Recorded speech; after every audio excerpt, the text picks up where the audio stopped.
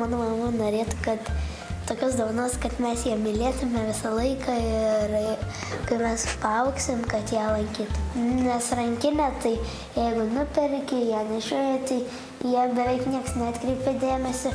Papuošalai, nusidedi pasipūstyti, čia jau yra moterų skonis, kokius papuošalus susidės.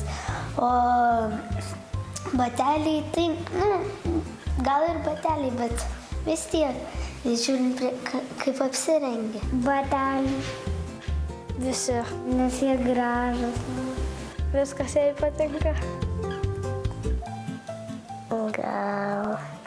Gal rankinės, batelių, kvepalų. Aš per gimtadienį tai labiausiai norėčiau paukščiukų. Gal papuošalų. Gal rankinės. Bet tikrai ne batelių. Nenešioju. Jau su aukštakulniais nenešioju.